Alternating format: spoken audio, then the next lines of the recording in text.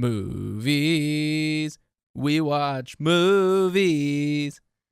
You listen to us talk about movies that we watched without you. It's beautiful. Thanks. Now this is podcasting.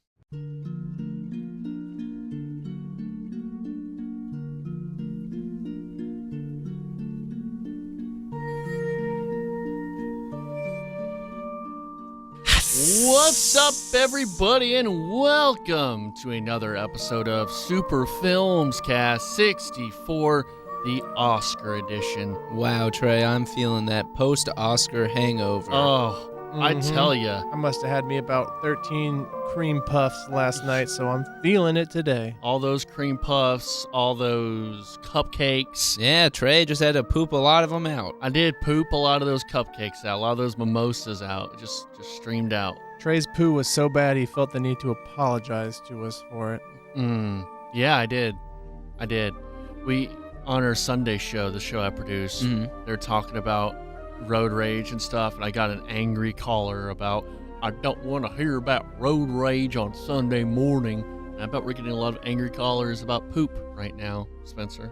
What? Talking about our poops on the podcast. What does that guy want to talk about on Sunday? I don't know. Why on Sunday is he especially mad about road rage? Specifically on Sunday. Just like, Sunday is for the Lord, and road rage has no place in God's kingdom. He's the type of guy who's just not going to be happy with anything. No. Except, who knows, maybe he'll call and say, we need more apologetic poop talk. He on our might want that. podcast. Yeah, more the apologetic poop talk.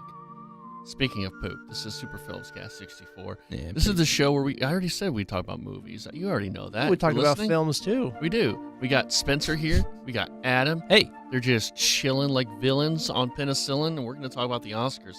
So it was the No strep throat here. 90th anniversary, or 90th Oscars this year, right? 90th Oscars I guess I Awards. didn't know it was the 90th until last night. 90 scars. 90 Scars. Yeah, it was a weird graphic they put Yeah, up. design team needs to get fired. They need to get fired tomorrow. How did you like the presentation as a whole? Overall, I think it was fine. I mean, for the most part, Jimmy Kimmel stayed out of the way. The stage was cool. Yeah, stage was really cool. Yeah, it was nice. Where I feel like so many of these award shows are just doing like real like just like weird kind of shapes and patterns and stuff for their sets, but this they did like actual made it look like fantastic staircases or something. It looked very Shape of Watery, honestly, in a way. Ooh. Yeah. Maybe there was they're foreboding something. Giving it Little hint. away. Yeah. Mm-hmm. Yeah, I mean, for the most part, there wasn't a whole lot of bits or anything. They did do the thing where they went across the road. They brought Margot Robbie and Armie Hammer and be like, "Hey, I'm sitting here. I'm watching A Wrinkle in Time. There's the smell of weed in the air, which they bring up multiple times. And then Guillermo del Toro comes in and gives me a 6-foot party sub. Oh my God. And he wouldn't even tell us anything about Death Stranding. What the hell, Guillermo? Why don't you tell us about Death Stranding? I thought that was a little forced, that whole bit. I don't know. I think the main problem with it is that you're trying to surprise people with movie stars when they are actively, like, they chose to watch a different movie while the Oscars is going on. Yes. So they obviously don't really care that much about the Oscars, I would say. And also they couldn't wait 4 days to see A Wrinkle in Time. You see, I was seeing it the other way, is that it was all planned out. That's my thought. Well, yeah, of course it is. Yeah, like, I don't know. It's fine. It was a fun bit. I get the point of it. It's supposed to be a nice, fun thing to do. So, all right. I thought that, so these people are going to see A Wrinkle in Time, starring Oprah Winfrey. Mm-hmm. All of a sudden, celebrities start pouring in. Where's Oprah?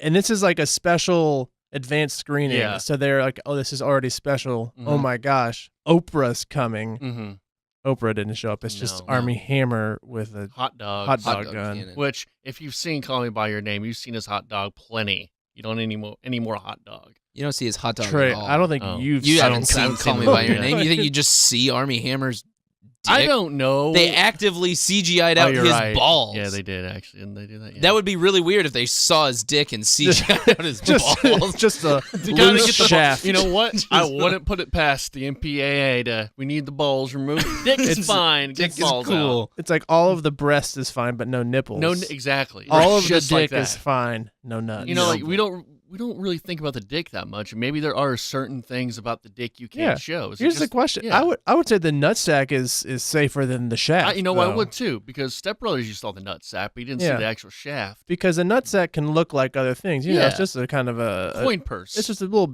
It's a wrinkly bag. yeah. But the shaft is distinctly penis. It is Right. disgusting. This- It is long. And it's gross. No That's one wants what- to see that. That's what makes a penis a penis. Mm-hmm. I I agree. mean, you can have a nice ball There's sack, some and that weird could looking be a penises defining. out there.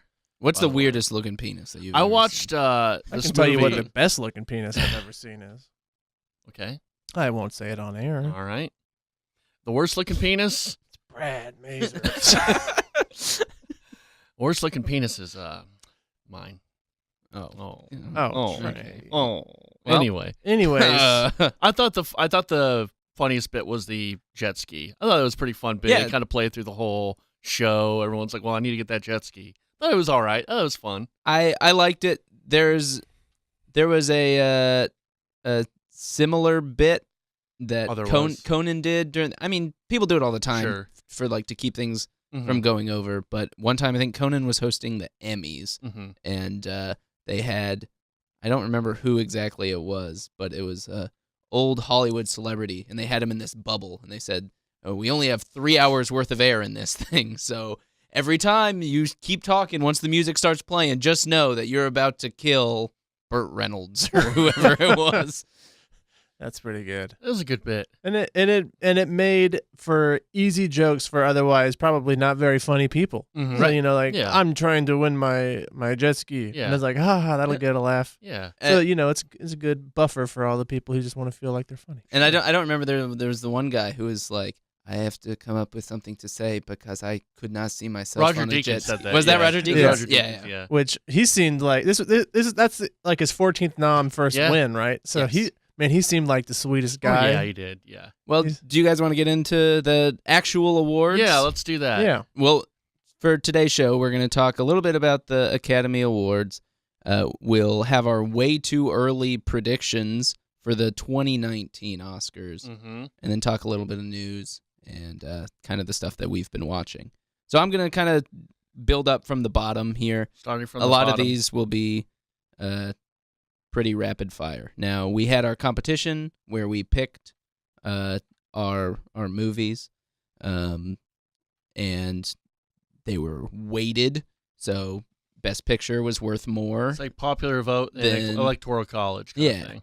So Best Picture was worth more, Director was worth more, Mhm. Actor was worth more. But we're starting at the bottom. Visual effects went to Blade Runner 2049. We had a very passionate argument with Trey to try to get him to go off Planet of the Apes. But nope, Blade Runner. Not even a Was real the winner. fan, Trey. I thought they would give it to Andy Serkis. You know, I don't know. It was a progression from all three movies. It looked better and better and better. I thought they would hand it to him, but not so much. Think about it from an innovation standpoint. Mhm. You know, putting making a man look like monkey Sure. been done before. Yeah. Oh, I mean, you have Gollum. I mean, you have that going You on have a that. lot. Ryan nowadays. Gosling having sex with a real girl who also Is fake projection girl. Mm-hmm. Never That's been amazing. done. Yeah, never been done. They love freaky deaky sex stuff at the Oscars. Yeah, they do. They really kind of do. They definitely Yeah. do. There's Unless like- it's between two men. there's like a lot of Well, you got hard screenplay. masturbation scenes in a lot of Yeah. Oscar movies. Oh. Costume design went to Phantom Thread. Everybody picked that. Yep. Uh, And I think that's the guy who won the jet ski. too. Oh, yeah, uh-huh. yeah, yeah. He won the jet ski. That's Yeah. cool to be Yeah. a costume designer and have a jet ski. Yeah, it He kinda was- doesn't he's really. tearing it up at the lake in Yeah. Arizona or whatever. He was like, thanks to everyone who actually made all the dresses. Right. Pretty good job. Makeup and hair went to Darkest Hour. We all picked that.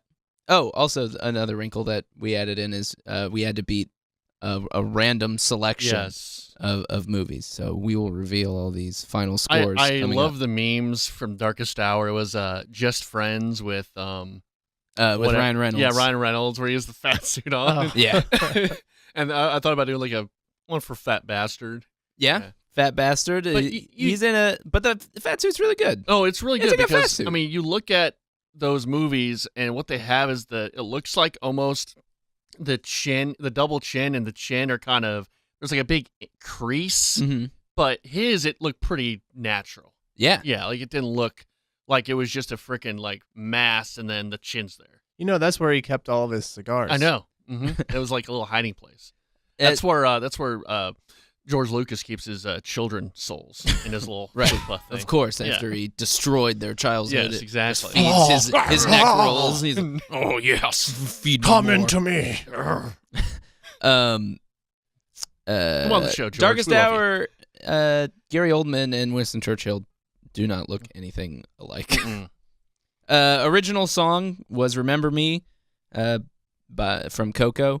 The guy who wrote it, Robert Lopez, is the first ever double EGOT winner. What? Yeah, so this guy, wow. he co-created the Book of Mormon and Avenue Q. Well, there you and go. he co-wrote, I think, Let It Go from Frozen. He's 43, and he's already won at least two Emmys, Grammys, Oscars, and Tonys. What a legend. That's pretty insane. Oh, my God. Original score went to Shape of Water. We all had that. Yep. Was listening to that today. It's so I need good. to re-listen because I kind of don't remember it that much. You'll remember it once you hear it. It's really very relaxing whimsical, and pleasant. Macaulay Culkin says the Eagles should have won the Oscar for Best Score. And Oh! I only say that to say, fuck Macaulay Culkin. Yeah. He has the worst fake band in the world. The worst thing that I've ever spent time doing was tracking down a Macaulay Culkin Pizza Underground show. And what he thought he was being ironic and funny doing Velvet Underground songs when they banging around on pizza boxes, but it's just like awful. Like it was I'm just glad he doesn't look like a heroin addict anymore. Things are going great for Macaulay. Yeah, he was just on Fallon. I think I saw Friday. him, Yeah, he's got a shitty website now. Oh. He thinks it's like news that he has Twitter now. Yeah. And he's like, haha, I didn't die because there's death hoaxes about him all the time because he looks like he's a freaking corpse. You know he's planning those death rumors himself to stay relevant. Eat shit, Macaulay Culkin. Yeah. Oh man. All right. He should. You know what? We need to start titling these funny titles, these podcasts, and we would name this "Eat Shit, Macaulay Culkin." Well, it's early. Yeah, we got a lot of material to get through. Production design went to Shape of Water. We all picked that. Mhm. This is the guy who had the like crazy tiny sleeves, or like rolled up sleeves and the giant Blade Runner glasses, and he wore the Adidas. Yeah, he was like future Marty McFly, just trying came to back. fit in. He's like, this is what people are wearing these days, correct? Sound mixing and sound editing both went to Dunkirk. Yep. We all got that. Film editing also went to Dunkirk. I missed that one. You see, I'm not mad about that pick though. That was I tried and I failed, but I think that was a good one. Yeah. We'll get into it later, but this was a good risk to take. Yeah. And also, like, Baby Driver is not Baby Driver without the editing, which was Trey's pick. Best foreign language film was A Fantastic Woman. I went and saw that this week. It's fine. Is it fantastic? I don't know. Like, it's okay. It's the first Oscar winner with an openly trans leading role. Mm-hmm. It's like okay. The actor is trans. Yes. Okay. Yes. I wouldn't be actively asking people to go see it. And there are a lot of times that there are foreign movies that don't get noticed because it's in a different language. Yeah. And you know, Pan's Labyrinth didn't win. It was nominated, did not win. I'm not sure what won, but yeah. Yeah. So that's super weird. Mm-hmm. You can find great foreign language films. This one, I don't know. You don't have to see it. It's important, but not great. Best documentary short subject. That's what I want my tombstone to say. Important, but not great. But not great. No. Best documentary short subject and best live action short film. We missed both of these, all of us.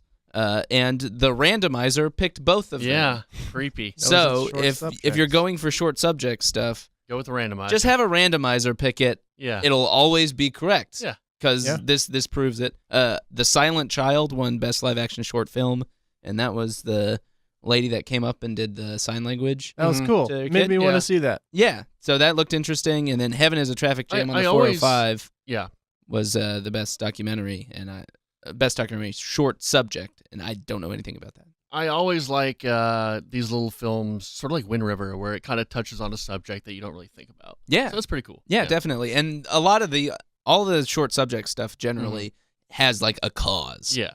And it's always interesting, because a lot of the times it's original. Yeah. Because that's what gets people's attention. Best documentary feature went to Icarus. I need to watch that. It's on Netflix, you guys. Everybody should watch it. It's super good, and so that one's about the doping in Russia, and so they went out and they thanked the guy who kind of made the documentary what it is. The guy who was in charge of Russia's like doping lab, running their secret covert operation to get clean pee to the athletes. And they said, hey, we need whistleblowers like this guy. And then it led to, I thought it was a pretty funny joke from Jimmy Fallon. It was like, see, this is proof that this process... Not Jimmy Fallon, but Jimmy Kimmel. Jimmy Kimmel. Did I say Fallon? Yeah, it's all good. Keep Jimmy going. Kimmel saying, he's like, this is proof that the Russians don't meddle in these elections. Ha ha. Cinematography went to Blade Runner. Yeah. So, yeah, Roger Deakins won on his 14th nomination. Yeah, there was Sicario, Prisoners, Shawshank, Fargo, Oh Brother, Where Art Thou, like, No Country for Old Men, everyone's favorite True movie. Grit, Skyfall, all those movies he was nominated for. If you have a favorite movie, you probably did the cinematography for it. Yeah. A bunch of really great-looking movies. And, I mean, Blade Runner 2049 was insane with cinematography. It was beautiful. He was like, this is my last shot. Hell, no, he'll probably make like 5 more great movies. Yeah, I'm sure. Original screenplay went to Get Out. That's cool. So I was happy. This was I would say, I think for the most part, the award show was kind of chalk.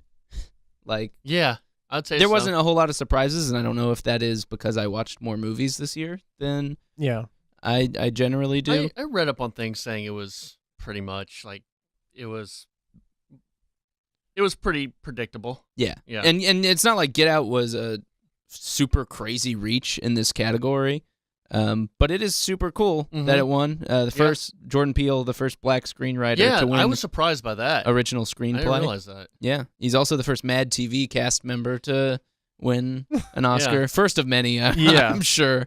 Yeah.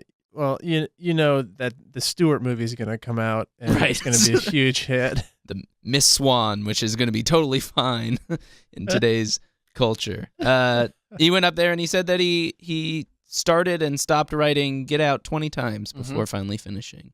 So all you people out there who are working on projects and just can't get it done, just finish it. And if it's as good as Get Out, then things... You might win an Oscar. Yeah, but I mean only if it's as good as Get Out. If it's not as good as Get Out, then like give up. But like, what are is, you doing? You won't know whether or not it's as good as Get Out if you don't finish it. Yeah, but like if it's not as good as Get Out, just throw that shit in the garbage. Yeah, if you read it after you finish it and say this is not quite Get Out, burn it. Don't tell anybody about it. Just get rid of it. Adapted screenplay went to Call Me by Your Name. James Ivory is the guy who wrote it. He was the oldest Oscar winner ever. Wow. I'm just imagining an old dude writing the scene about that peach. Yeah. Yeah, he had to write that. Well, he adapted it. Okay. Yeah. So I guess so, yeah. Yeah, he didn't come up with the peach. Yeah, no 89-year-old could ever come up with jerking off. He wasn't as inventive. He jerked off with a stick and hoop. Yeah. That's an old person. Sandpaper back in his day. Right. He'd been nominated 4 times. Okay. What else do you write? I don't know. I don't have it written down. Right. Good stuff, I'm sure. Yeah. He was on Timothy Chalamet on his shirt.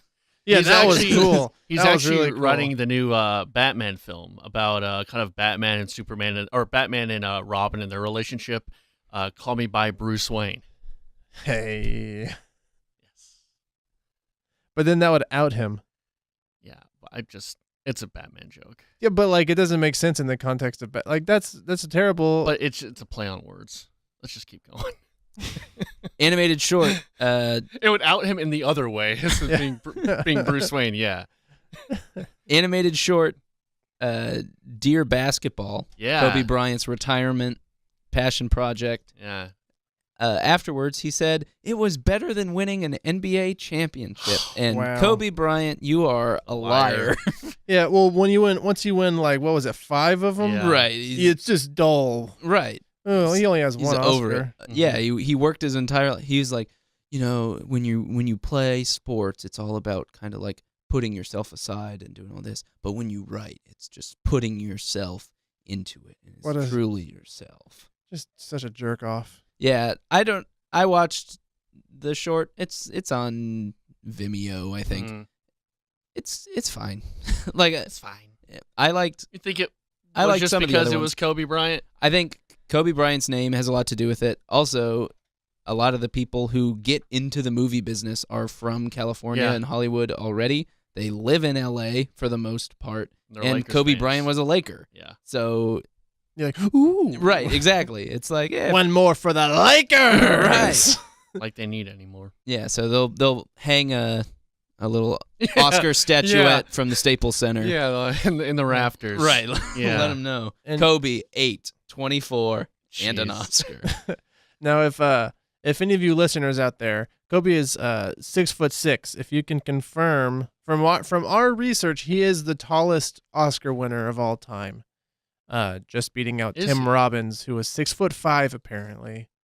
So if any of you guys know, you can verify that he is in fact not the tallest Oscar winner. Huh. At us.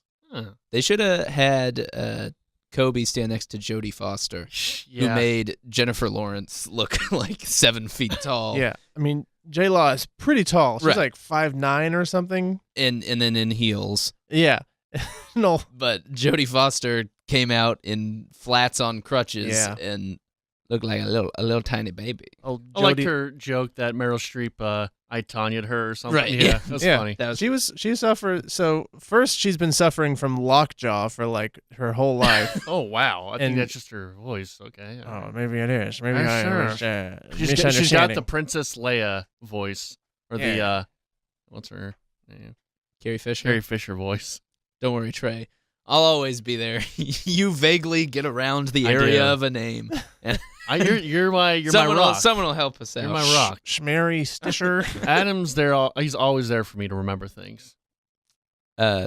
Animated feature went to Coco. Mm-hmm. We all had that shock Pit- of the night. So they've done this award for 17 years. Best animated Ever feature. since Shrek, right?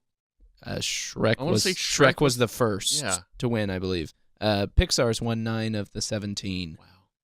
Dang. awards, and that's just Pixar, not Disney and Pixar, Mhm. because like Frozen won, but that's Disney. so that's Pixar, crazy. yeah. Pixar puts out one movie a year, and it's won shoo-in. half of them. That's nuts. I mean, Cars 4. Yeah. Get ready. Director Guillermo del Toro, Shape Yeah. of Water. We There we were all go. over this one. We were all over this. So it's his first win. Mm-hmm. He was nominated for screenplay for Pan's Labyrinth.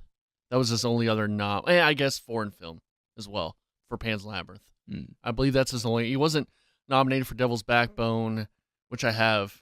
I want to watch that. Or any of the other ones he's done. Probably Hellboy for effects, but that wasn't necessarily his name. Yeah, you probably wouldn't Yeah. have been nominated for that Yeah. as a winner. Mm-hmm. But yeah, so this is his first ever win. Yeah. This category was pretty strong Mhm. Yeah. this year.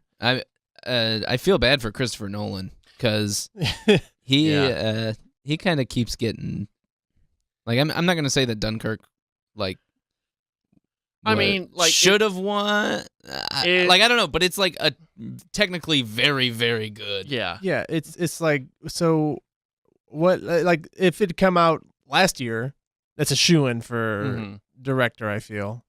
But one director last year was I don't, it went was it the guy who Inarritu, and then for no, it wasn't. Inarritu was 2 years ago. Right. Yeah, right. So yeah, it went Birdman, Revenant, and then last year was I think Moonlight Guy. Was it the Barry No, Jenkins? it was La La Land director. Oh, Damien Chazelle. Yeah. Yes. Yeah. And this was, I mean, Dunkirk's much better directed than I think I didn't see La La Land, so I don't know. There's a general There's a lot of stuff consensus. going on in La La Land. But Dunkirk, I think, would have had a much better shot. Shape of Water is also just technically very, very good. So, yeah, we talked a little bit about Inarritu. The three amigos, Alfonso Cuarón, Alejandro Inarritu, and Guillermo del Toro, they're all good friends and Mexican filmmakers. They've won 4 of the last 5 years, which is that's pretty crazy. Yeah, that's awesome. I mean, it's crazy the amount of I don't know. Are they about the same age, or are they just? I think they're pretty close. Kind of a fun fact on that was I was kind of reading about like Guillermo del Toro's, like he has like so many dead projects, like stuff he was attached to or stuff he started that just kind of failed or got lost in the shuffle. And he was supposed to direct the 3rd Harry Potter movie, which went to Alfonso Cuarón. Right. Yeah. Or he was like tapped into doing. He didn't want to do it, but he was marked to do it or something. Yeah, they're all between 53 and 56. Man, that's crazy to think about. I mean, we're so used to like great American directors, so it's cool to see. And it's a group, like a crop of non-American directors, like a golden age for another country. And I can't imagine how kind of difficult it is to direct not in your first language. Yeah. Like, because so much is like just exacting performances and being able to do that. And all these guys have made the transition to English movies insanely well. Like, so well. Supporting actress Allison Janney from I, Tonya. It was her first Oscar. She thanked a bird. Lady Bird. Not the lady bird. A bird. Lady bird. Oh. That's very normal. You're right. Supporting actor went to Sam Rockwell. Yep, and who was the first actor from the first Teenage Mutant Ninja Turtles movie to win an Oscar. Mm-hmm. Yep. Leonardo still pushing for it. Yeah. I had chose Willem Dafoe here. I don't know why.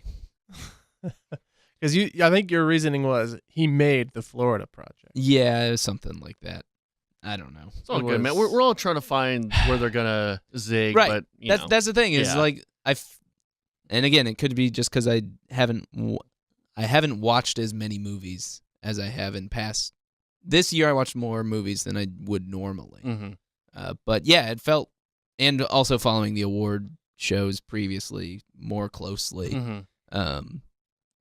Yeah, all the acting awards pretty much went with who you'd expect. I think for Willem Dafoe, is that the one where I said a 12's got to beat a 5 every once in a while? Yes. That's dumb because like a 12 beats a 5 because on that day you don't know what performance they're going to give. We've already seen the performances that the other people are going to give. I was reading up on Lord of the Rings, Return of the King actually earlier today, their whole process of getting that to win.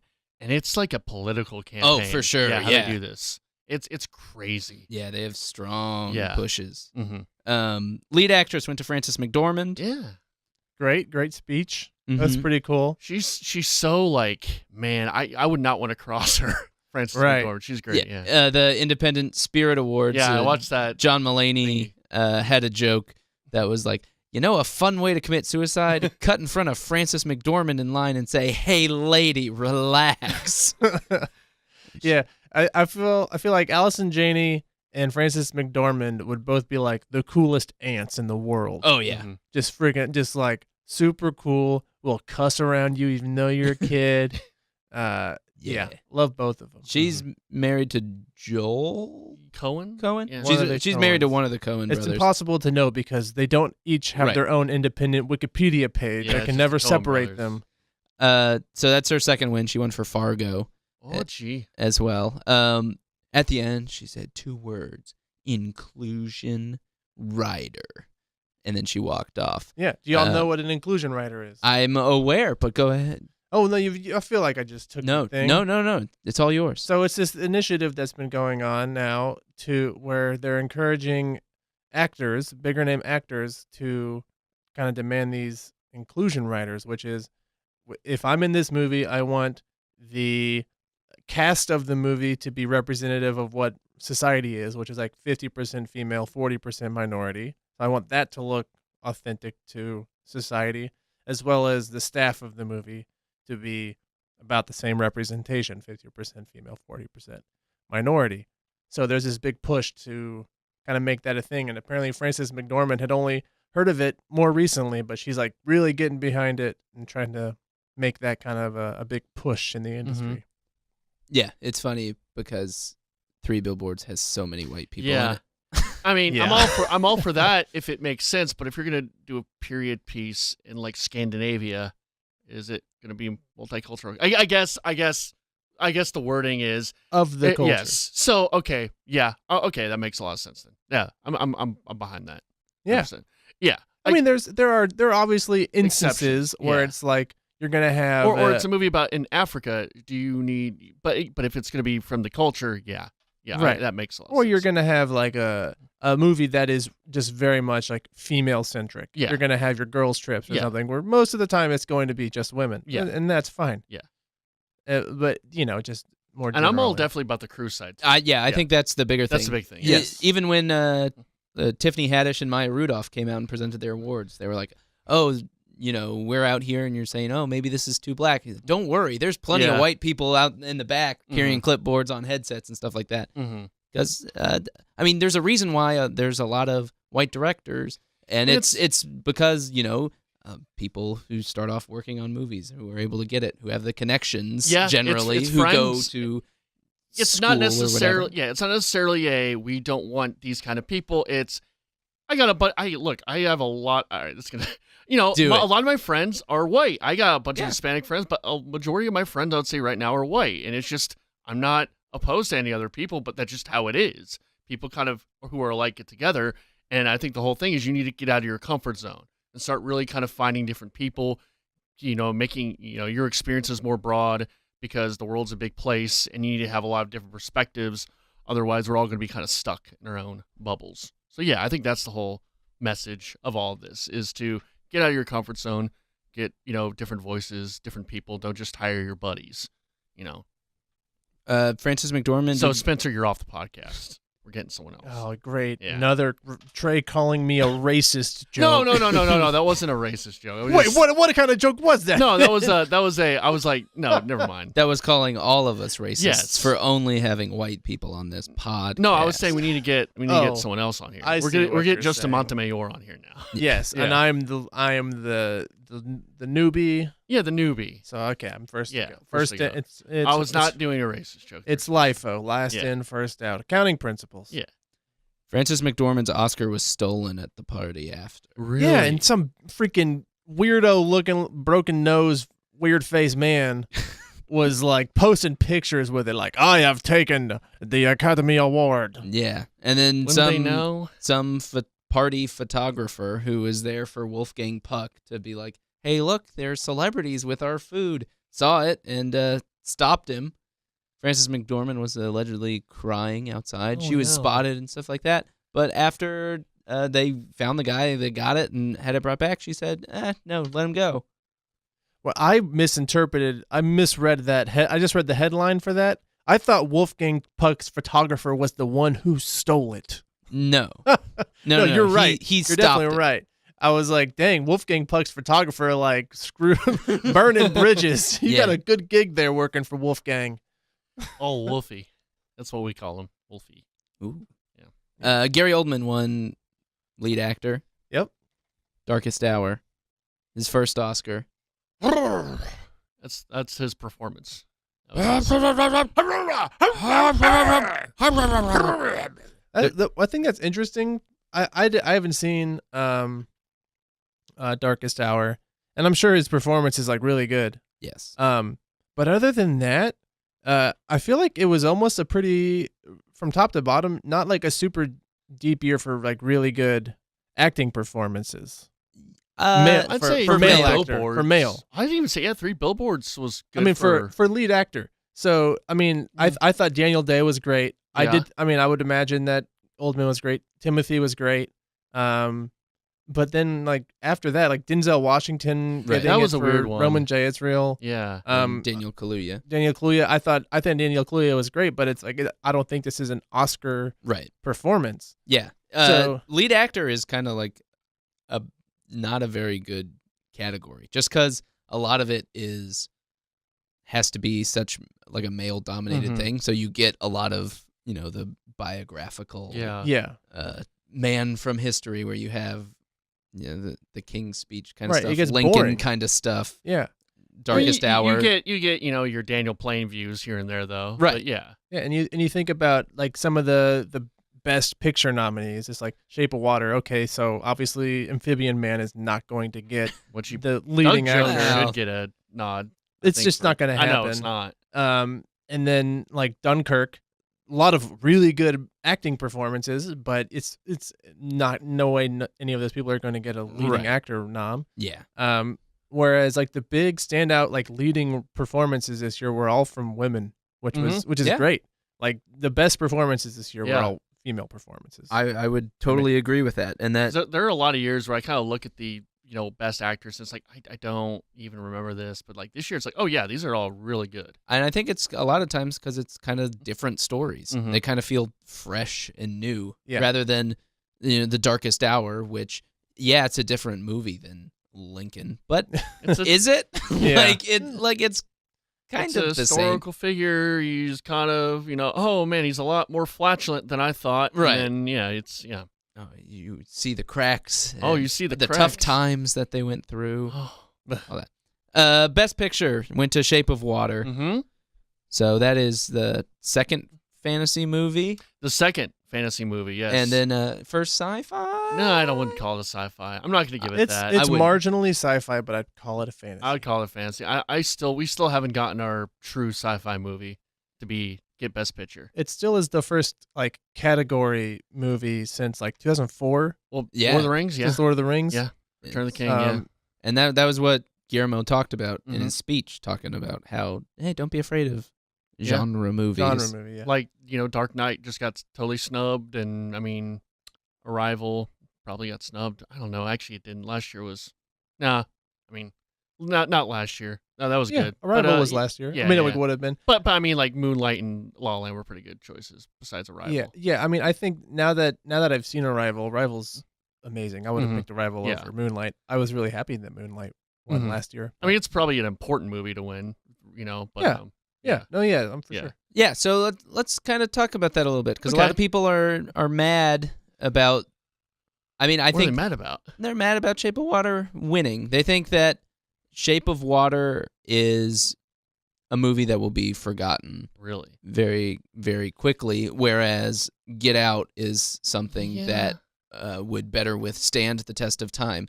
where it's like Do the Right Thing didn't get nominated even. That's Mm. crazy. Yeah, But- that is. And Driving Miss Daisy won that Right, year. exactly. Yeah. So I think historically there are very few Oscar winners that really stand the test of time. If you look at the 90s, like Right. Dances with Wolves won over one of the most beloved movies ever, Goodfellas. You had Forrest Gump, which I think's good. All right. I mean, I think that's But- as far as people are going to watch that movie forever. It's up Shawshank there. Redemption and Pulp Fiction. Pulp was that Fiction, year as well. yes. better. They're Yes. definitely better. And- And I'm maybe less critical of Forrest Gump I am than too. a lot of people A lot are. of people really don't like it. Best Which freaking movie best ever. freaking movie ever.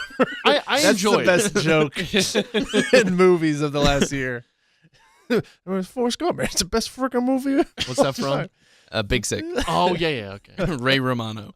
And then I think the most egregious was Shakespeare in Love won over Saving Private Ryan. Like, what the hell? Yeah. Like, Right. It was a weird. 90s were really bad. Well, but is that because the 90s were really bad, or is it because you've had that time? Yeah, I think and the it's the distance has time. separated it more. I think there needs to be and they'll never do this, but needs to be like at least a 3-year period. Like, so we would do 2018 Oscars, we do the 2015 Oscars this year. You can't do that. I mean, Right. that's like But- cool for like an Yeah. internet like Right. series or Yeah. something, but Yeah. that's no, you crazy. Couldn't do, yeah, it would be crazy. You cannot do that. Yeah, but like, what is I guess the big thing is like, what is the purpose of the Oscar Best Picture? You know, like, what is it? Is it supposed to be what is the best time capsule of the period, Mhm. or? I definitely don't think that. See, I Yeah. don't think so either, because I rewatched Get Out Mhm. yesterday, just kind of to watch it again, and it's a really, really good movie. It's not even close to as well made as Shape of Water. Mm-hmm. And it's not like it's poorly made. I think Jordan Peele did a really good job with it. I think it's more accessible, you know? Yeah, it most certainly is more Mhm. accessible. And it's probably... Hell yeah. Freaked me out. What's Austin do? Austin just came in to Yeah. ruin our day. Steal a Did. diffuser or whatever. I think he was probably at the Stars game. Yeah. Oh, Okay. yeah. But Anyway, I'm sorry, I lost my train of thought. No, Shape of Water is technically, I would say, better. And I think that the fact that Get Out won screenplay over Shape of Water, like, that's where the strength of Get Out was. mm-hmm. But then there was also a bunch of other stuff. Austin's back. You're not even on. What? Yeah, say something. Shape Water sucks. Okay. That's what Hey. I said earlier. But Hey, Austin, can you bring me a glass of ice water? I Yeah, can can bring you a get some glass of waters? Water. I don't know about ice water. Is there any ice? There's ice in the. You know what, actually? I'm so insanely thirsty. Ew, I can hear it. You got banana mouth. Spencer wants the Shape of Water in his mouth. Yeah. The Shape of Water going down his throat into his Thank you, tummy. Trey. No problem. So what flicks are we talking about? What movies? Well, we're trying to get into sort of the Oscars of the last 18 years. I guess since 2000, right? Yeah. okay. Yeah. Kind of what we're Since the trying to get millennium. to. Did you talk about Rockstar and the terrible fate it met on September 11th? Because it was poised for Oscar greatness, and then 9/11. Starring Mark Wahlberg. Mm-hmm. It's the Judas Priest story, right? It's a fun movie where Mark Wahlberg just wants to be in a cover band, and the other people in his band are like, "Hey, man, don't you want to do some original stuff?" And he's like, "No, man, we should stick to the covers." Steel Panther, man. Whatever. Steel Dragon. Steel Dragon, man. Yeah. And then get this. The real singer of Steel Dragon is a homo, so he can't be in the band anymore. Damn. That's pre 9/11. Yeah. So Even then- though, like, what is it? Even though, like, freaking Freddie Mercury is the most famous, like, rock star in the world. And But this is metal, man. Okay. What about him? What are you saying? He was gay. And guess what happened to him? He died. Unfortunately, passed away. Yeah. Mhm. Thank you. Adam, where's the Indeed. foam on your microphone? it got taken away. I'm raw dogging it, baby. Yeah, baby. Is it somewhere else? Took it right off. I went, "Ooh." Doing that peach bit from Yep. Shape of Yeah. I think- Call me. Call Me by Your Call me Name. by Yeah. your water. But I think before we get into the Oscars of the last 18 years, I think we should talk about our little contest, Oh yeah. winners and losers. Yes. We can start with the rando and then go from there. Okay. Yeah. So Rando, 24 categories. It picked 8 correctly. Mm-hmm. Which means Rando did pretty well. It, Probably better than Connor. It beat its odds. Yeah, I think Connor said he got 7. So Rando beat Connor. Connor is off the film's cast. He is off the films. Did cast. Connor pick randomly as well? He probably did. more or less. Pretty much. You see, I went 24 for 24. I last saw night. that. Good job. Uh, Also knows his films. Trey, you got 16 of 24. Mm-hmm. Correct. I was trying to be a little, trying to be a, Austin left. yeah, he did. Bye, Austin. I was trying to be funny on some of those picks, trying to be cute, and it bit me. I should've You're trying to be played it. funny? I don't know if I was trying to be funny, but I was trying to be, I was trying to play the odds that some of these would be upsets. So, I got 18 correct. Yep. Spencer got 19 correct. Yes. Yeah, Out that's of- what out of happens when 24. you just don't take risks. Yep. But in total points, which is what matters because it's Yes. weighted. This is like the Electoral College. Yeah, because I did not campaign in Wisconsin. Nope. Meaning I missed Best Picture. Mm-hmm. I had 25 points. Trey had 27 points. Spencer had 31 points. Random had 10 points. So I am the loser Yep. of the 2018 Oscars Yeah. picks, Yeah. despite yeah. only missing one fewer than the winner. Yeah. But not bitter. Don't worry about it. I'm fine. Well, you know what will make you even less bitter? Uh-huh.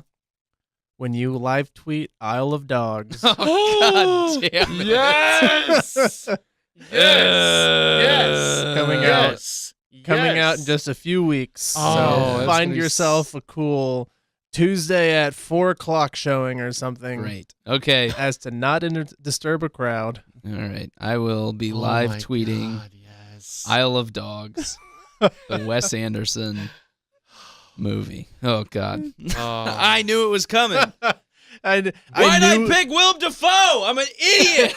I knew you knew, and I knew you probably were thinking, I'm just not going to guess it because that would give him too good of an idea. But guess what? I already had the idea. Isle Yeah. of Dogs. Man, Isle of Pups. destroyed. Or Doggos. Okay. Adam's favorite things. Mhm. Pets All and of Wes Wes Anderson. Anderson. My absolute favorite things. So I was kind of thinking Maybe you about. can have some black licorice when you're in the theater. I like black licorice. I know you do, which is a lie. That's not a lie. Okay. Give me a bag of black licorice. I'll eat it right now. All right, go get a bag, Spencer. Well, he asked you, Trey. I was thinking about this, kind of where this Oscar season ranks among others. Now, the whole season I think was pretty good, Mhm. and we were kind of talking about it before the show about how, is it because we watched more movies this year because of the podcast, or in general, is it just that it was a pretty good year? So in order to kind of compare, we put Shape of Water up against the other winners for the past 18 years. So since the 2000 Oscars, just because it's a good point. And just kind of, we're not going to actually spell out all of our rankings for everything, but just kind of whereabouts you have it on your list. I think we've all watched, there's 18 movies. I think I watched 14. Spencer, how many? I've only 1, 2, 3. I've seen 12 of the last 18. I've seen 11 of the last 18. Okay. So we've seen a decent amount, I think enough to kind of have a general feel for where it is.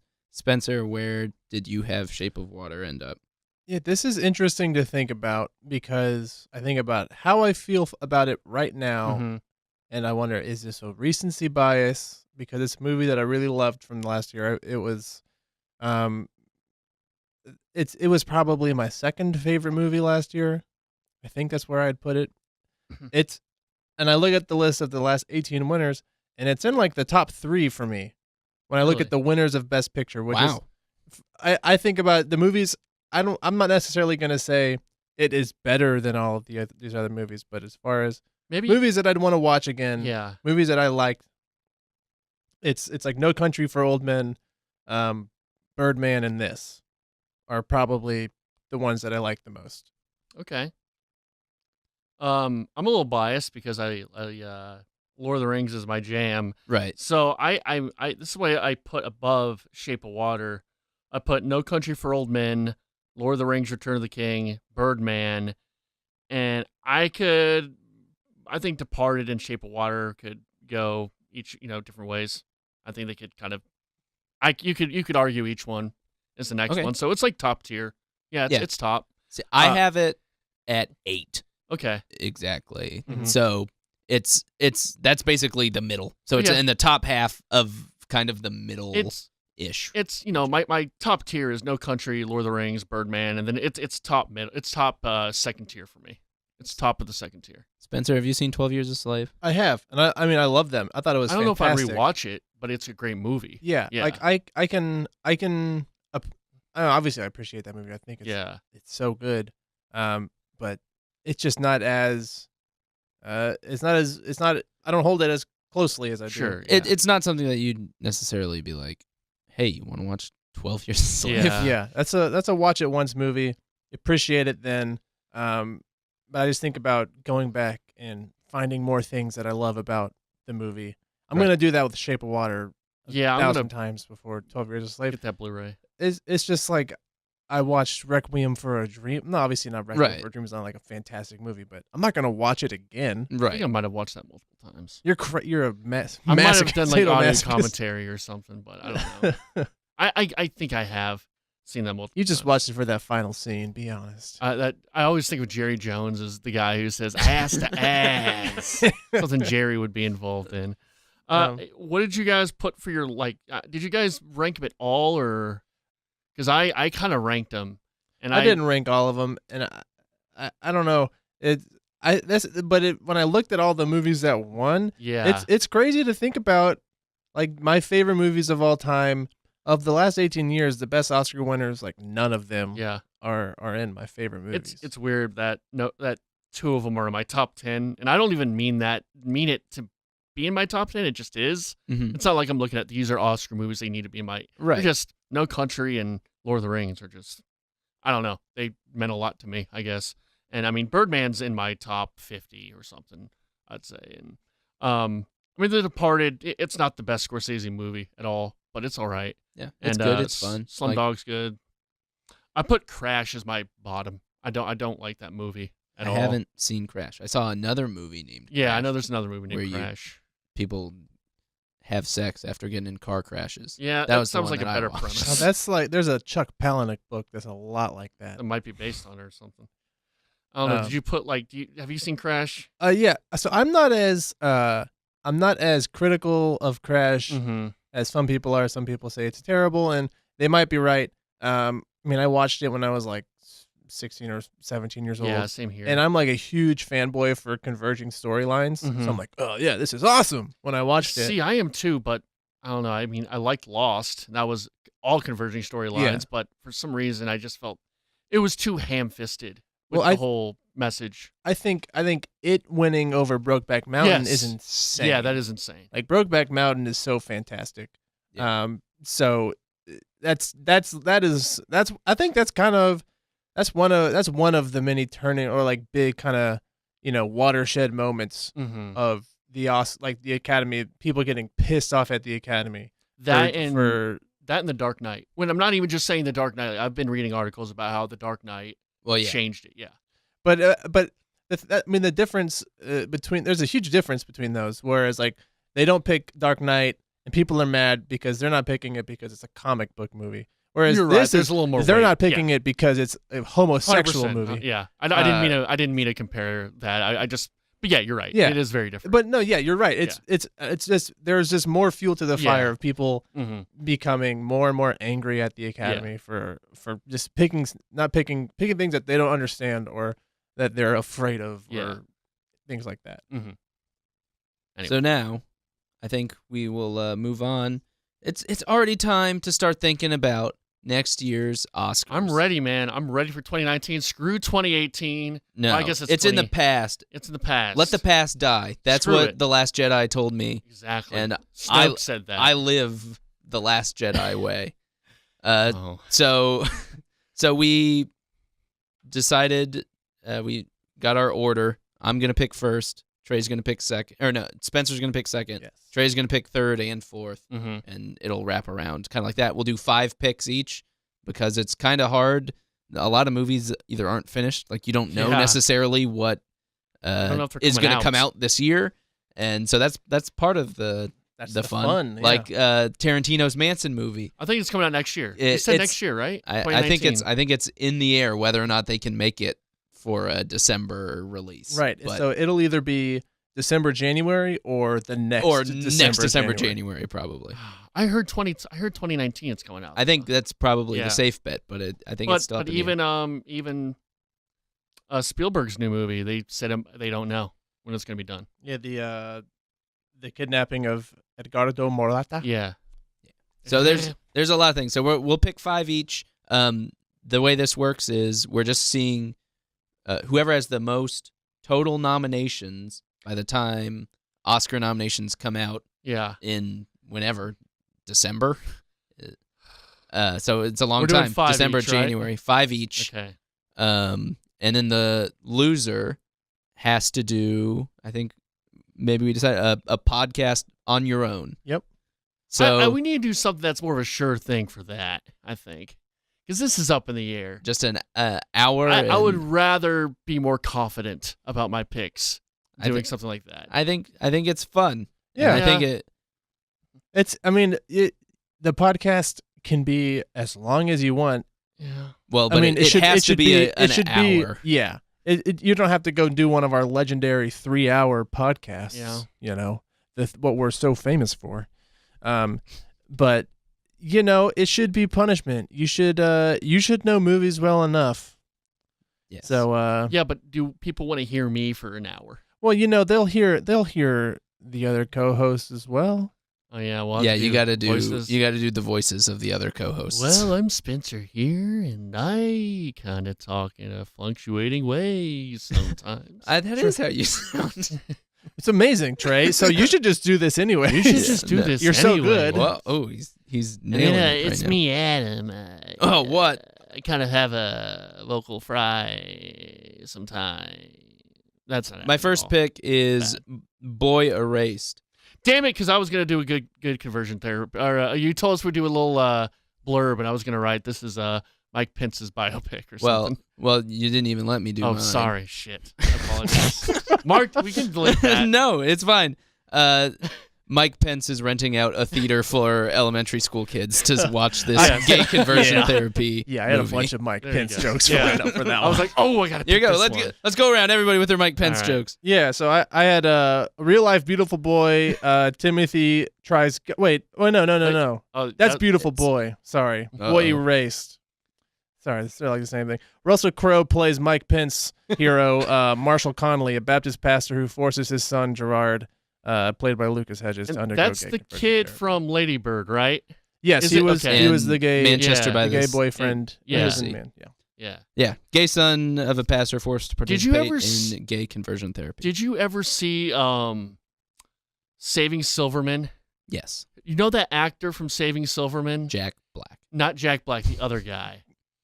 He kind of looks like he could be that guy's son.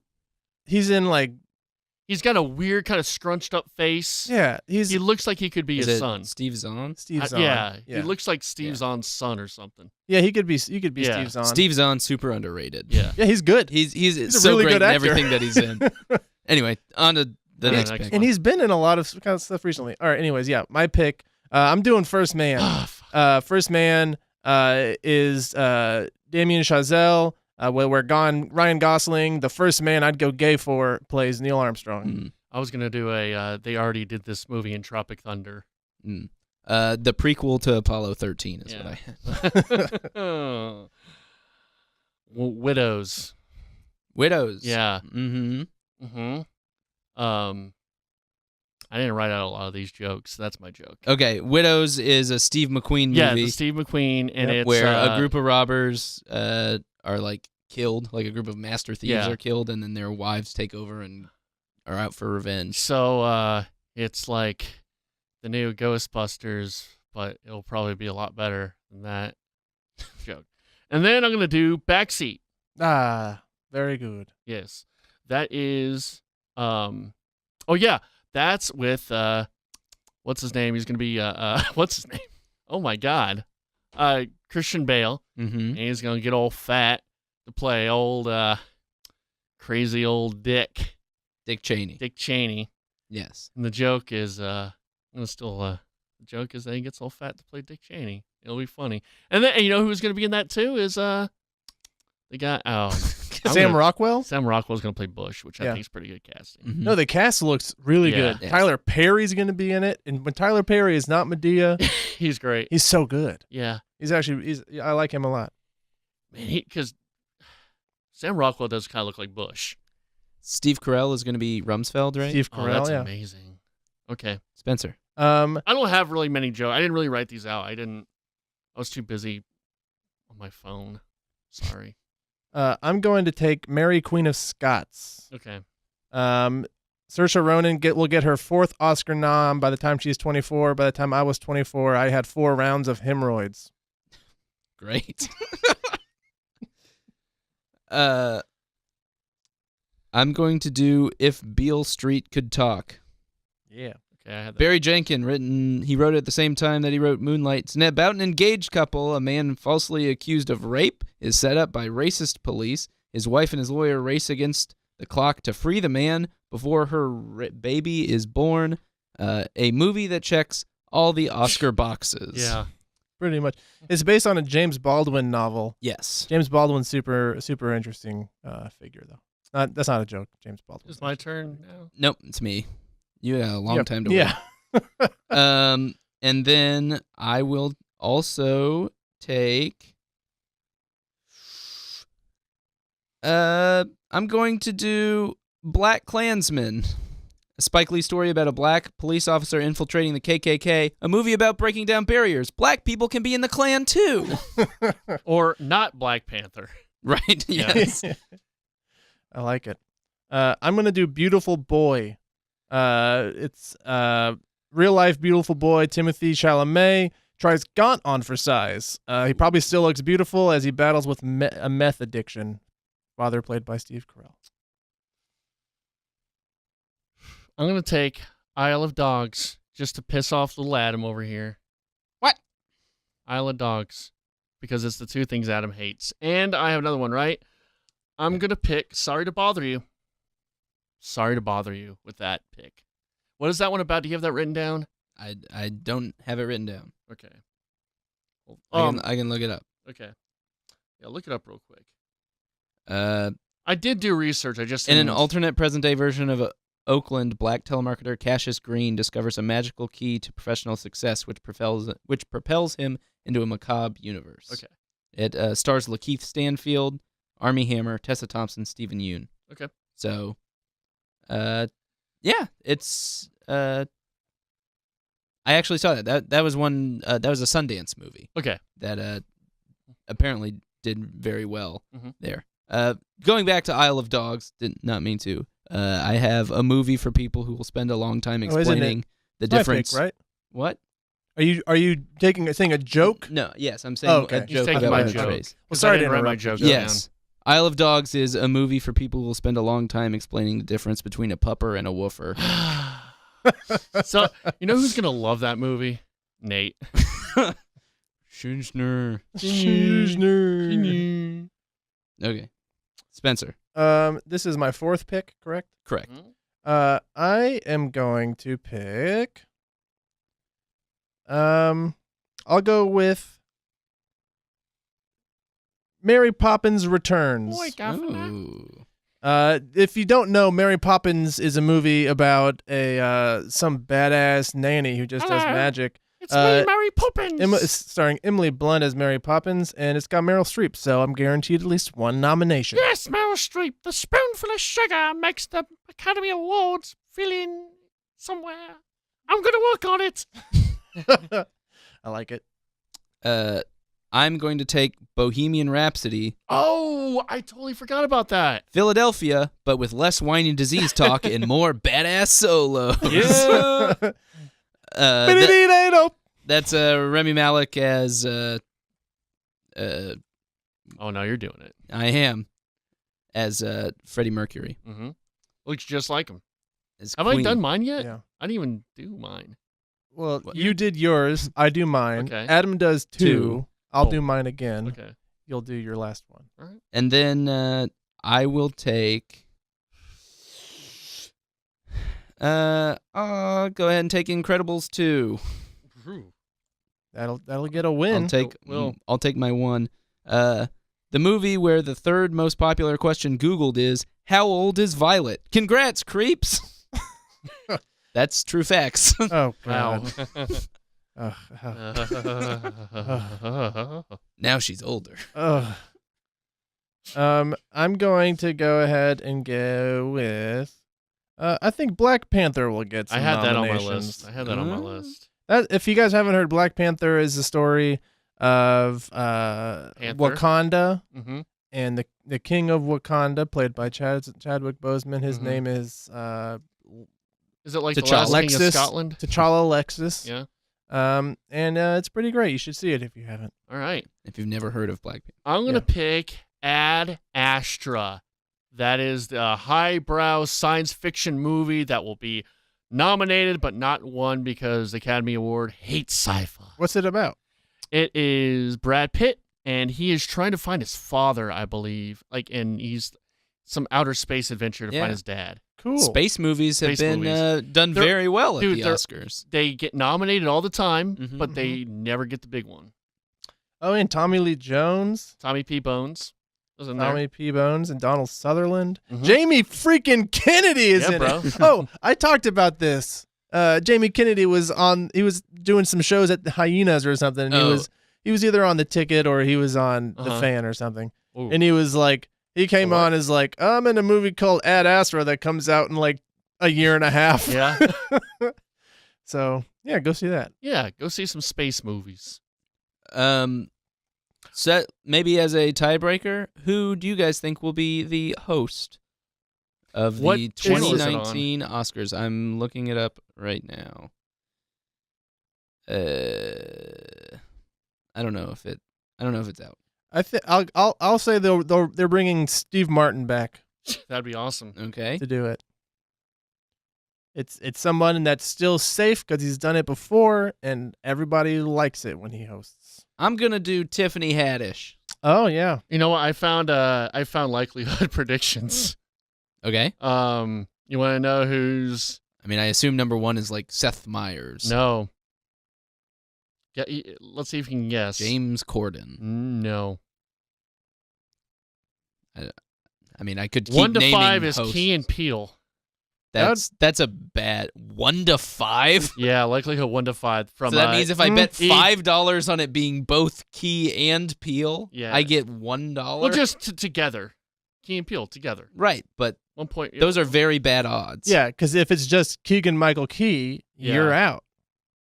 Well, it would be both, right? Because they're a duo. Well, it's not Key or Peele. I really liked. Well, they're not. I really like Nick Kroll and Mulaney. What's his? John Mulaney. Yeah, I think they're great. That was really funny. They're so good. They did it last year too. I feel like Independent Spirit Awards, and they were so good. I feel, and you know what? That's the next one. 1 out of 25 is John Mulaney and Nick Kroll. I think if they made a movie about Adam, Mulaney could play you.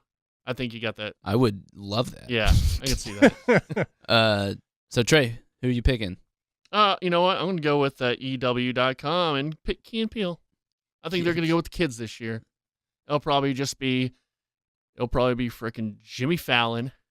He'll make some stupid jokes and tussle Trump's hair again. Did you guys see the video of him like dancing along to the Weird Al Hamilton song? No. It's very funny. I love Weird Al, but I don't like it. It just like zooms in on him, and it's just all his reactions. It makes me laugh. It's on Vic Berger's Twitter account. Oh, then it's probably hilarious. I'll retweet it. All right, on to the news. Shape of Water dildo sales surge over Oscars weekend. 28 fish dildos sold in 20 minutes. We didn't get one? We didn't get one. They were sold out too fast. The second most search term is amphibian man age. You gotta make sure he's legal, you guys. A legal fish god. And then the Razzies were also this weekend. Who won? Big. Emoji Movie won for Worst Picture. Deservedly so. 50 Shades Freed won Worst Remake, Sequel, or Spinoff. Tom Cruise won Worst Actor for The Mummy. Tyler Perry, the aforementioned Tyler Perry, won Worst Actress for Boo 2. That's funny. And then Mel Gibson won Worst Supporting Actor for Daddy's Home 2. The Rock, they made one up. They made up a category. The Razzies do this all the time, where it was like worst movie that you watch enough that you actually start to like, or something like that. And Baywatch won, and The Rock accepted. Oh, he was there on Twitter. On Twitter, he Twitter. sent out a video that was like, "You got to take your L sometime." We had a ton of fun making Baywatch, even though it didn't end up how we wanted it. It sounds like something he would say. Yeah. Dude, he is the ultimate promoter. Yeah. It is unreal. You pay You pay that man, you get a return just yeah. on his promotion hours. Mm-hmm. Did you guys see the Ready Player One posters that they made? With his extra long leg? Well, there's that one. Then they made a bunch of them where they just are like the Matrix poster, but but it says Ready Player One. And so it's like a bunch of famous posters. It's what Ready Player One is. That's the novel. It's just stealing all the things and making it Ready Player One. Yeah, it's nostalgia jerk off, which is I really enjoyed the book. I like all the criticism of the book is fair, but I enjoyed reading it. I will say they did a second trailer pretty recently. I think it was for the Super Bowl, and the second trailer looks a lot better than the first trailer looked. I'm still not like super sold on it. I mean, I'll see it, but I'm not super confident. I think we're all going to see these summer blockbuster movies. Yeah, for sure. Wreck-It Ralph 2 trailer came out. That looked bad. Yeah, that in the same kind of vein. It looks. It looks like the Emoji Movie. Yeah, and I don't know what they're thinking because, I get arcade games like. Because they were using properties you recognize, but they are very famous. They're a part of a culture. They're not eBay. It's not a product. It's not a service. It is a game. It is a form of entertainment. Right. And it was done in a very good way, even though they had even though they weren't all arcade games, like they had Bowser, which had really never been an arcade game. I mean, they had Call of Duty and stuff. Huh? Yeah, I know. They had a whole bunch of other things. But it was well done. Right. The thing with the Emoji Movie is it was all product placement ads. Yeah. And this looks like all product placement and ads. Yeah, It looks really bad. Really bad. I'm interested to see how it ends up doing. Yeah. I don't get the correlation between arcade games and the internet. Like, that is a weird step. They could have just, I don't know. They could have just done video games again, and I would have been fine with that. Like, maybe they go into actual, like, PC games, and they have to play, like, frickin' MOBA. Or PC games are way too freaking toxic. They have to go and play, like, Overwatch or something. It's just a bunch of... It's a bunch of friggin' 13-year-olds calling you the N-word. They have to play League of Legends. F-word for gay. Yeah. Like, it's all it will be. Yeah, Wreck-It Ralph plays Dota. That's all it is. That would have a wide audience. It would. Infinity War, Avengers Infinity War, its release date got moved up to April 27th from May 4th. Basically because Deadpool was set to come out 2 weeks later. And so they were like, it'll be good for the box office if we just move it up a week. Wow. Someone they tweeted blinked. at it like, can I get that a little bit earlier? Robert Downey Jr. was like, hey, guess what? We're doing it a little bit earlier. But so in like weeks, it'll be Solo on Memorial Day, Infinity War, April 27th, and then Deadpool 3 weeks after that. So there's going to be... the box office be booming. Yeah. The World War Z sequel has been delayed. I didn't really care about it, but Brad Pitt, the reason it's delayed is because Brad Pitt signed up to do the Tarantino Manson movie, and so they're going to be shooting that. I think that's priority. And David Fincher is the one who's directing the kind World of War Z now. sequel. Okay. I mean, I thought World War Z was pretty cool. I enjoyed it. Okay. And I think David Fincher is one of the better directors. He's very underrated, but he's one of my favorite of all time. Yeah. Yeah. Box office. Oh, did we even mention the Tarantino news? Because now it's Leonardo DiCaprio and Brad Pitt are signed on for the Manson project. I guess it's not about Charles Manson. It's actually about Leonardo DiCaprio. He is a aging actor, and Pitt is his stunt double. Correct. And these are all correct. Yes, and his neighbor is that actress who got killed all over by Manson, and that's sort of the movie. And it is called, now they gave it a title, it's called Once Upon a Time in Hollywood, which I like because it kind of plays on Once Upon a Time in the West, Once Upon a Time in Mexico, I like the title. Or Once Upon a Time in, was there two? There was Once Upon a Time in the West, then there was Once Upon a Time in America. Yeah, that's the one I'm thinking of. Once Upon a Time in America. which is the mobster one. Yeah, so I like that title. Once Upon a Time in Hollywood. It's cool. Yeah. Kind of a sidebar or whatever. Leo has a bunch of cool, interesting movies lined up in development. After he did Revenant in 2015 and then nothing the last 2 years. He's Once Upon a Time in Hollywood. And then there's like, I think Scorsese has like 3 movies that are in production. He's in all of them. He's going to play Teddy Roosevelt, apparently. Yeah. That's in production. He's going to play Leonardo da Vinci just because you know the name. Hey, man, your name's Leo, too. So that's pretty cool. We'll get some more Leo in our lives. Of Leo. He had one of those big kind of career shifts from when he was younger to older. Because I think if you ask someone in the 90s, oh, you're going to go see a Leo movie? They'd be like, no, I ain't a chick. Because, like, he was in all chick flicks, and something happened where he's now in, like, all manly movies now, or, quote, quote, manly movies. Like, because, like, dudes like him. You know what I mean? I mean, that's an interesting debate. Is the Titanic a chick flick? And is Romeo plus Juliet a chick flick? I think if you asked Bob Sturm, yes. But if you talk to us, yeah. I would say yes. I would agree they probably are. But it's not like How to Lose a Guy in 10 Days level chick flick. Yeah. Right. It's I'm trying to talk in like the most, generic way possible. Yeah, but I mean, Leo still, even like as a young always boy, been a good actor. Yeah, he had like This Boy's Life, which like he's had some pretty serious dramatic roles at a young age, and then obviously cashed in on his handsomeness as anyone that good looking should. Yeah, no, I don't fault him at all. I mean, of course you're going to do that for a while, like in McConaughey. Yeah. Yeah. Box office, Black Panther came in first, $65 million. Third fastest movie ever to $500 million domestically. It tied Jurassic World, only behind Star Wars Force Awakens. Red Sparrow came in second at $17 million. Death Wish in third with $13 million.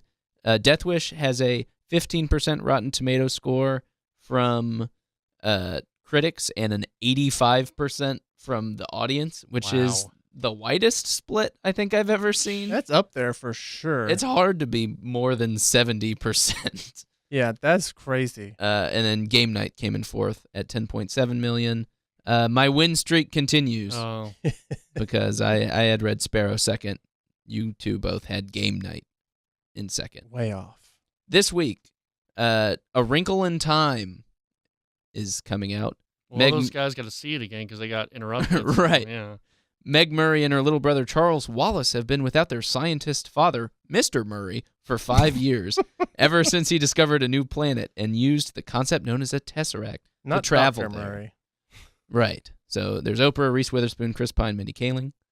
Also, Gringo is coming out. Mild-mannered U.S. businessman Harold Soyinka finds himself at the mercy of backstabbing colleagues, local drug lords, and a black ops mercenary after traveling to Mexico. That's Charlize Theron and Joel Edgerton are in that. And then The Hurricane Heist. A rural town of New Hope, Alabama, has a pair of supersized problems heading its way. There's a hurricane bearing down on the Gulf coastline, and there's a team of 30 well-armed mercenaries intent on looting the local treasury facility. Yes. Have you all seen the trailer for this? It looks nuts. It looks amazing. What's this movie called? Hurricane Heist. I've not seen this. It's the same people. So it's this production company or it's this distribution company that did Hostiles with Christian Bale. Uh-huh. And these two movies could not be any different. It's insane. So we went to see Hostiles, and this company they had trailers for like 3 of their movies coming out before it. I'm like, this is so weird because these do not pair. I want to see this movie. Oh, interesting. I would love to see Hurricane Heist. There's also some. Oh, I'm sorry. It's got great potential. We could go review that next week. Something if you want to. There are a few smaller releases as well. Death of Stalin is coming out. That's about Stalin dies and chaos erupts around his death. Steve Buscemi, Jeffrey Tambor. That I think is a super small release. Yeah. So that's not going to be in Dallas. What is going to be in Dallas, which is where we are, Thoroughbreds. Two upper-class teenage girls in suburban Connecticut rekindle their unlikely friendship after years of growing apart. Together, they hatch a plan to solve both of their problems, no matter what the cost. They kill, they try to kill one of the girls' dads. Sounds like Heavenly Creatures. Have you ever seen that? Yeah, it's supposed to be like Heathers and Heavenly Creatures. Heavenly Creatures is a great movie. That is the movie that kind of sold New Line on Peter Jackson directing the Lord of the Rings movies.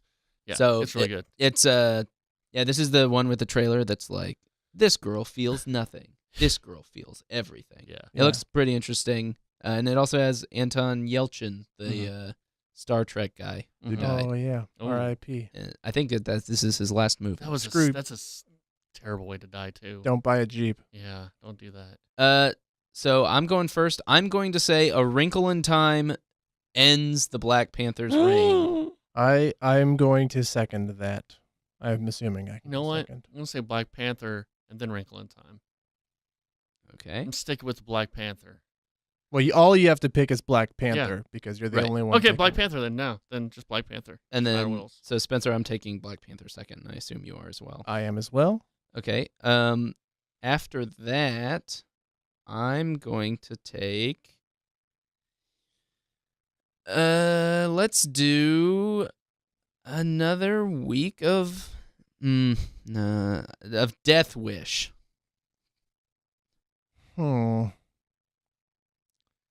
This sucks. Yeah, it's a pretty weird. It's like I'm really bad at this game. Really bad at this.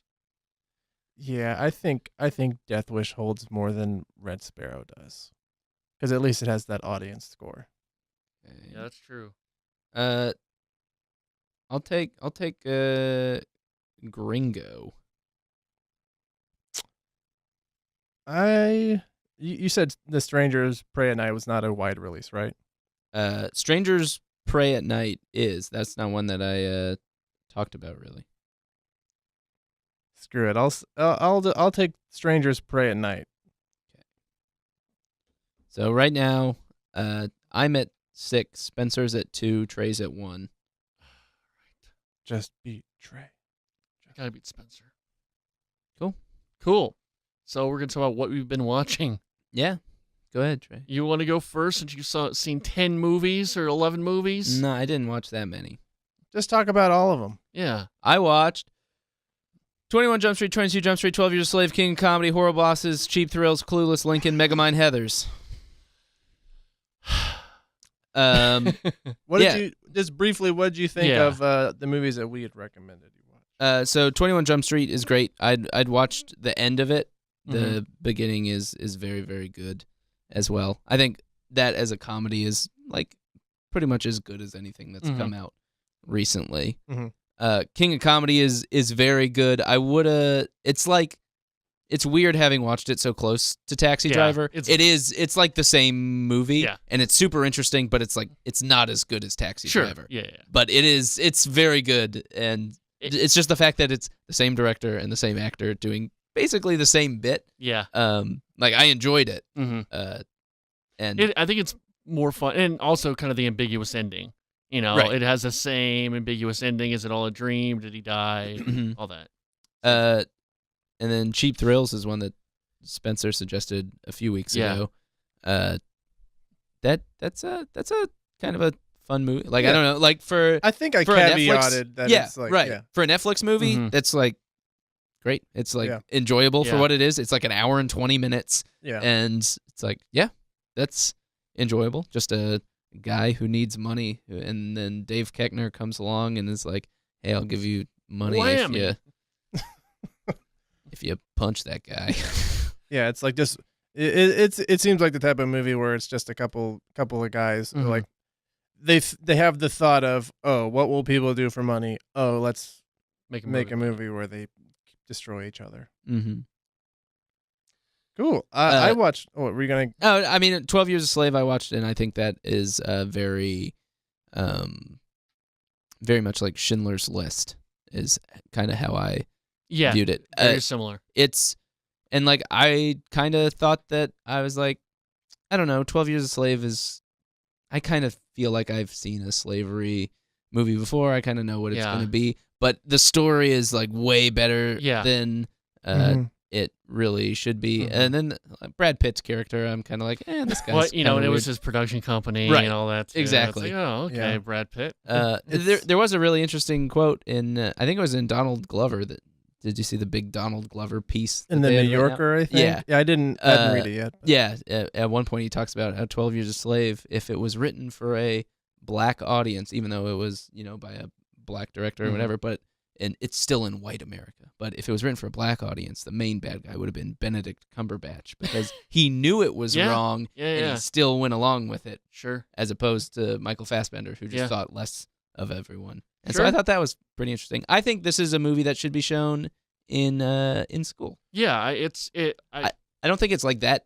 It's not super graphic, except for that hanging scene still sticks where with me. just his toes, where he's just like that still sticks with me because I'm like, okay, it's about the end, right? That's a super intense scene. Yeah, and I think the fact that it's not overly graphic speaks to how great of a movie it is, right? How haunting it is when it's not blood and mutilation that's making you feel haunted. Yes. Again, it's very much like Schindler's List. Although I think if you asked me, all right, you have to watch Schindler's List or 12 Years a Slave, I'd probably watch Schindler's List again. I think maybe the acting performances in Schindler's List might be a little better. I don't know. I thought is it Chiwetel? Yeah. Yeah, Chiwetel Ejiofor and Lupita Nyong'o are amazing. Yeah, they're really good. The Schindler's List guys are like insane. I also think I just like World War II a lot better. I don't know. Yeah. I just like the World War II time period, maybe too. Yeah, I'll need to. Y'all have watched Schindler's List more recently. Yeah, than I have, and I've watched biased. 12 Years more recently than I've watched Schindler's List. So I need to rewatch Schindler's List. Yeah. Recency bias probably on me though. Yeah. Yeah, that movie's very good. Mm-hmm. I watched 2 movies this week. I watched Eraserhead, which I want to say is the first David Lynch movie I've seen. And I watched it. I slept for about 15 or 20 minutes in the middle of it, finished it, and then rewatched the middle. And I do think it's such a weird movie. I feel super weird about it because I hated it. But like I could appreciate what it did, and it excelled at what it was trying to do, which is make you uncomfortable. And it is incredibly weird, and it's just very artsy, without just being like weird for weirdness sake. I mean, it's a movie about a guy who's not ready for fatherhood. He has a daughter, and it's not really a human. It's really weird. I'm willing to. How many David Lynch movies have y'all seen? I've seen Twin Peaks. Yeah, I've seen the show. That's I think I've seen a bit of Naked Lunch, but as far as I haven't seen too many of his films. Though I would say I'm a David Lynch fan. Maybe I shouldn't say that. I do like Twin Peaks, but yeah, I mean, what he was able to do with practical effects for this movie is insane. It's so good. The little like lizard baby creature, and they've never revealed how. Have y'all seen? Y'all haven't seen this? I've seen the picture of it. Yeah, I've seen.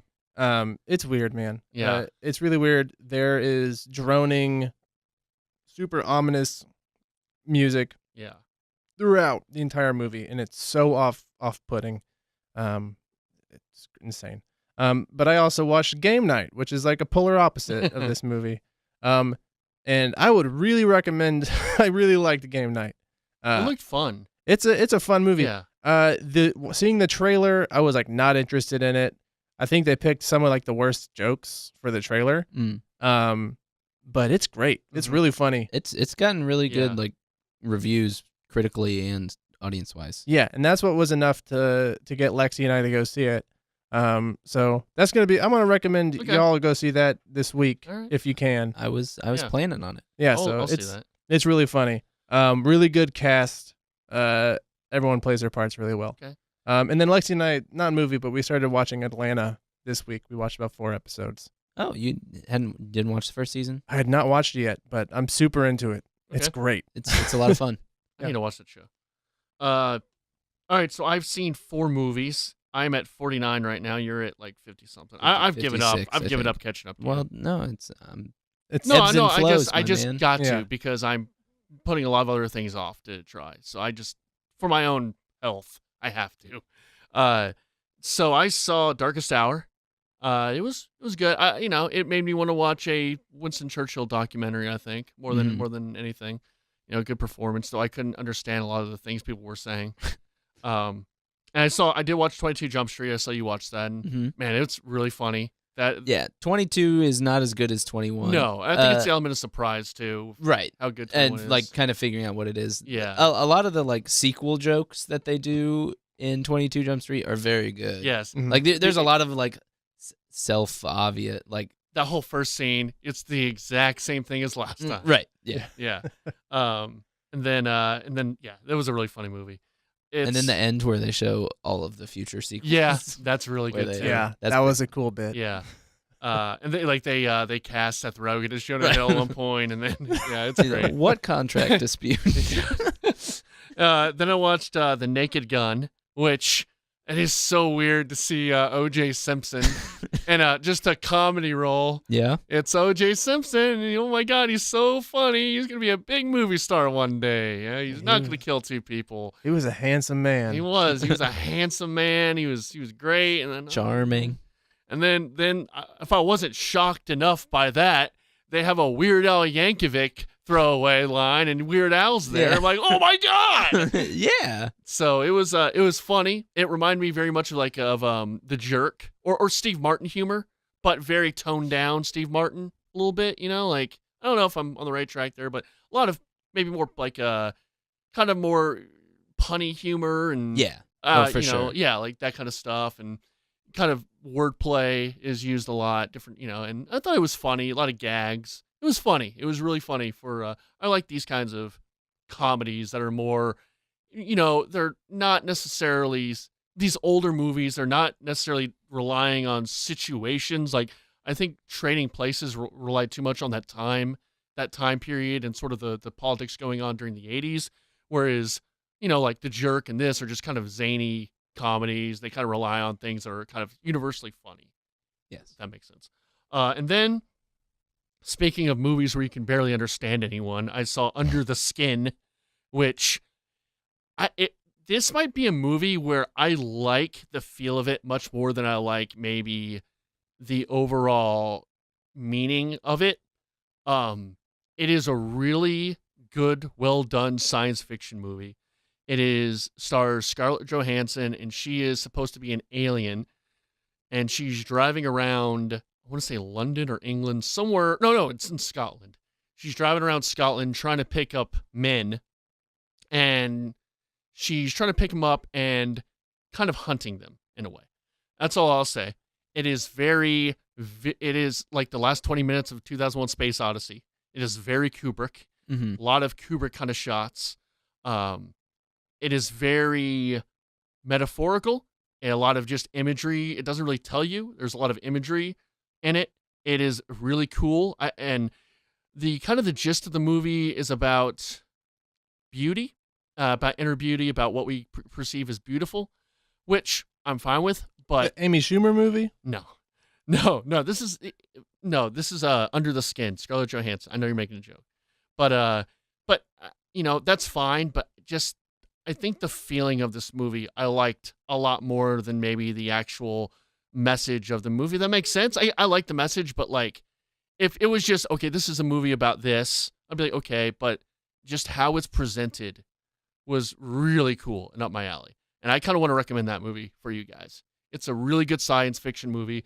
The reason I watched it is because I've been hearing it a lot, kind of compared to movies like Annihilation, Arrival, Ex Machina, sort of these kind of new sci-fi movies. So Under the Skin, if you can watch it. Cool. Okay. Yeah.